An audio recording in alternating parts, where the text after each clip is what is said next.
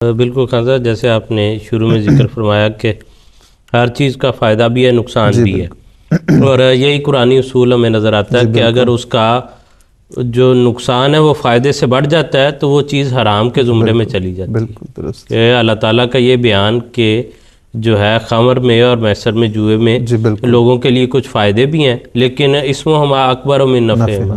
ان کا گناہ جو ہے، ان کا نقصان جو ہے ان کے نفع سے زیادہ ہے، اس لیے منع فرما دیا۔ اس لیے کسی جگہ اگر یہ نظر آتا ہے کہ بچے اس موبائل فون سے، انٹرنیٹ سے، ویڈیو گیم سے جو ان کو اپنے ضروری اور فرض کام ہے ان کو چھوڑ کے اس میں کوتاہی کر کے، کمی کر کے ان کی طرف جا رہے ہیں، تو اس کا مطلب ہے وہ اس کی جو حرمت والا دائرہ ہے اس میں جا رہے ہیں، تو اس لیے وہ ان کے لیے پھر جائز نہیں ہے، ان کے لیے وہ درست نہیں ہے، اور وہ ان کو منع کیا جائے۔ پھر حضرت اس میں جیسے آپ نے ذکر کیا کہ یہ چیزیں لے لیتے ہیں چھوٹی عمر میں، تو اب وہ فون لینا، اس کو استعمال کرنا، اس میں پیسہ بھی شامل ہے۔ جی بالکل۔ جو اب ایسی عمر سے جب بچے کو عادت پڑ گئی کہ جب وہ ابھی کچھ نہیں کما رہا، ڈیپینڈنٹ ہے،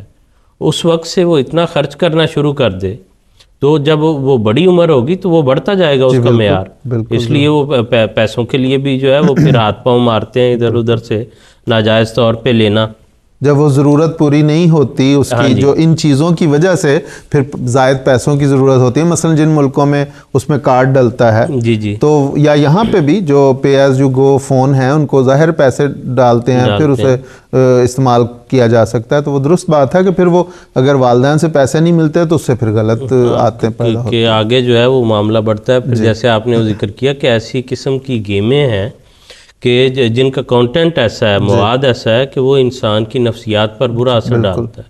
کہ مثلا وہ مارنے کی ہیں، قتل کرنے کی، اس طرح کی بنی ہوئی ہیں، وہ بچے جو ہیں وہ شوق اور ایسی خبریں ہیں، آپ نے یقیناً آپ نے پڑھی ہیں، سنی ہوں گی کہ جی کسی بچے نے اس سے متاثر ہو کے اپنے ساتھی کو گن لے کے مار دی ہے اسکول میں۔ اور اب بچے تو دور کی بات، ایک پچھلے دنوں میں دیکھ رہا تھا ایک خبر میں کہ کسی ویسٹرن کنٹریز میں سے کسی ملک میں ایک گیم جو نکلی ہے، وہ خبر دے رہے تھے کہ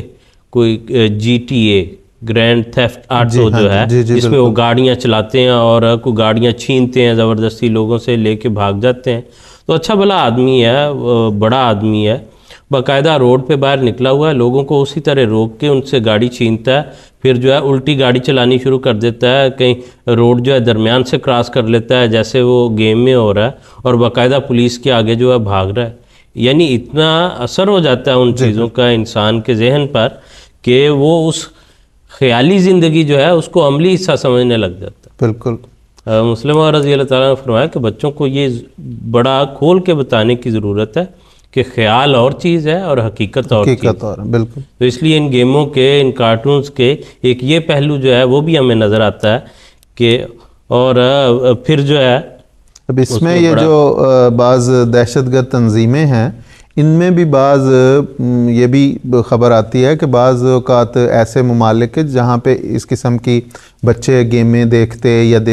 دیکھتے رہے ہیں، ان میں بھی یہ ہجان پیدا ہو کے یہ خواہش پیدا ہوتی ہے کہ ہم یہ جو ہم ٹی وی پہ یا انٹرنیٹ پہ یا گیموں میں جو ہم ویپنز استعمال کرتے ہیں ان کو عملی زندگی میں بھی استعمال کر کے دیکھیں، تو وہ پھر اس قسم کے لوگوں کے بھی ہتھے چڑھتے ہیں اور پھر وہ تھرل کے طور پہ ان میں شامل ہو رہے ہیں۔ جی بالکل ٹھیک ہے کہ جو اس طرح آج کل تنظیمیں ISIS وغیرہ، اس میں کہتے ہیں بہت سارے ایسے نوجوان ہیں جن کو ان کے نظریات سے دلچسپی نہیں، جی بالکل، وہ صرف جو اپنی ان کی ایک ڈیزائر جو ہے وہ اندر کی ایک خواہش ہے کہ جی وہ اسلحہ استعمال کریں، لڑائی ہو، ایسے وہ عملی طور پہ جا کے، تو وہاں تو کوئی پوچھنے والا نہیں ہے، کوئی قانون نہیں ہے، اس لیے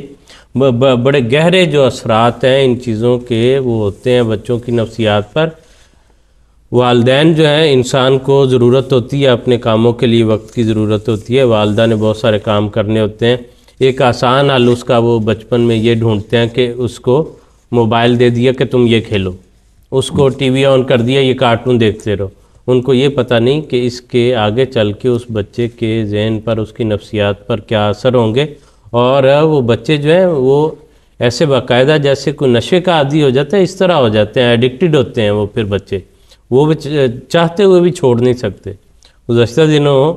وہاں خبر ایک دیکھ رہا تھا کہ چائنا میں ایک نوجوان جو ہے وہ انٹرنیٹ کیفے میں 24 گھنٹے انٹرنیٹ کے سامنے بیٹھا رہا اور وہیں بیٹھا فوت ہو گیا.